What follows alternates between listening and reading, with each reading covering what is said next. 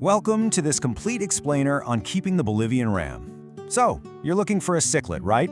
But maybe one that doesn't turn your tank into a literal war zone. Well, you are in exactly the right place. These beautiful fish have a personality entirely their own, and today we're going to break down exactly how to help them absolutely thrive in your home setup. Here is what we're covering today: tank requirements, water and maintenance, aquascaping, diet and tank mates, breeding basics, and finally, health and buying tips. Let's get right into it. Section 1. Size and tank requirements.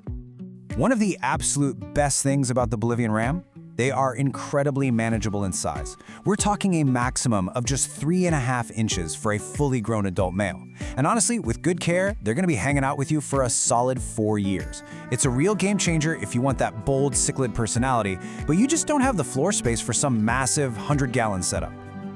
Now, footprint definitely matters here. A single ram, it'll absolutely thrive in a standard 30-gallon tank. But you can't just cram a whole group in there. You've got to scale up by about 5 to 10 gallons for every extra fish you add to the mix. And hey, if you're planning on keeping a larger group to eventually breed them, you're going to want at least a 55-gallon tank. They need that extra real estate to claim their own little territories. Section 2.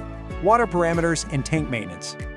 To make them feel right at home, basically mimicking the native streams and lagoons of Brazil and Bolivia, you'll want to keep things just a bit on the acidic side. Think a pH between 6.0 and 7.4. Temperature-wise, keep it cozy, right in that 74 to 78 degree Fahrenheit sweet spot. Oh, and this is crucial. Make sure the water's really well oxygenated, but dial back the flow on your filter. You want a weak, slow-moving current. These guys just aren't built for battling whitewater rapids. Okay, let's talk maintenance, because I really want to highlight this. Please avoid the massive beginner mistake of doing blind, daily 30% water changes. That is completely excessive for a healthy tank, and honestly, it'll just severely stress out your fish for literally no reason. Instead, grab your test kit regularly. Let your nitrate levels be your guide. When you actually see those nitrates starting to creep up, well, then it's time for a water change. Section 3. Aquascaping your ram's habitat.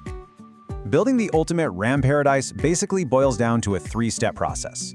Step 1, you need a fine sandy bottom. This is non-negotiable, really, because they love to sift through the sediment looking for snacks.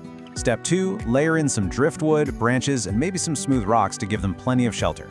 And step 3 is all about balance. You want heavily planted areas mixed with wide open spaces. That gives them safe spots to hide, but also plenty of runway to dart around and show off their unique swimming style. Now, when you're picking out plants to create those dense areas, keep in mind that Bolivian rams actually prefer low lighting. It makes them feel truly secure. So stick to hardy, broadleaf plants that thrive in a dimmer setup. Java fern, Amazon sword, Anubias nana, and water wisteria are absolute perfection here. They create this amazing natural shaded canopy that these fish naturally crave. Section 4. Diet, temperament, and tank mates. When it's time to eat, these fish have a totally unique way of doing things. They'll literally plunge down, grab a huge mouthful of the bottom sand, and sieve right through it for food, all without making a massive cloudy mess. It brilliantly illustrates why sinking pellets are vastly superior to your standard floating flakes. You've got to put the food right down there on the sand where they already want to forage.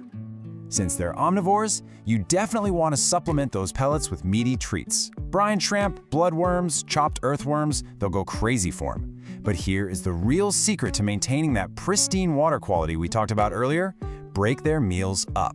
Give them 2 to 5 tiny pinches spread throughout the day. Dumping a ton of food in all at once just leads to leftovers, and leftovers will absolutely wreck your water. So who gets to live with them? Well, cichlids kind of have a reputation for being bullies, right? But the Bolivian ram is a wonderful exception. They are incredibly peaceful. They do great totally solo, in pairs, or even in groups alongside other laid-back community fish. We're talking silver dollars, dwarf gouramis, little bottom-dwelling corridoras, or a nice school of tetras. They make fantastic roommates. A quick warning though, you do need to be super careful with sizing your tank mates. While larger shrimp, like amanos or ghost shrimp, are totally fine, tiny creatures like cherry shrimp are a massive risk. A hungry ram will absolutely look at a tiny cherry shrimp and see a delicious, highly expensive snack. The golden rule here is simple. If it fits in their mouth, it's probably going to end up there. Section 5. Sexing and breeding basics. Figuring out who's who is actually pretty straightforward once they grow up a bit. The males get quite a bit larger, they develop these sharply pointed dorsal fins, and they get these gorgeous trailing tail filaments. The females, on the other hand, stay a lot smaller. maxing out around 2.5 inches, and their fins are just a bit more rounded and subtle. In breeding them, it's literally like watching a nature documentary right in your living room. To kick things off, you just bump the heater up a tiny bit, into that 77 to 82 degree range. Then you'll see a paired couple start obsessively cleaning a flat surface like a smooth stone or a big leaf. The female lays up to 100 eggs, the male follows right behind to externally fertilize them, and about 60 hours later, boom, fry. You'll get to witness both parents fiercely guarding the babies, gently fanning them until they're free swimming a week later. Finally, Section 6, Health, Prevention, and Buying Tips. Now, these rams are tough, but no fish is completely invincible. They're definitely susceptible to itch, that really common white spot parasite that attacks the skin. But here's a pro tip. Because Bolivian rams tolerate warm water so well, you can often knock this parasite out simply by temporarily raising the tank temp to 86 degrees Fahrenheit. Seriously, try the elevated heat method first before immediately dumping in heavy copper medications that can crash your aquarium's ecosystem. When you're ready to hit the local fish store, you can expect to pay around $10 for a healthy specimen. A quick tip if your goal is breeding: skip those random pet store couples they try to push on you. It's just too hard to tell if forced pairs will actually get along.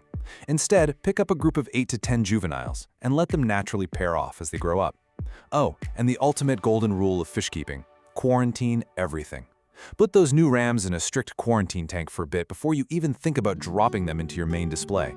So there you have it. We've mapped out their ideal footprint, dialed in the perfect water chemistry, talked about the sand they love to dig in, and laid out the diet that'll make those colors absolutely pop. With their vibrant yellow bellies, their totally chill personalities, and that quirky bottom-sifting behavior, they really are one of the most rewarding dwarf cichlids you could ever keep. So as you look at your own tank right now, I've got to ask, are you ready to create a slice of South America right in your living room and witness these fascinating behaviors for yourself?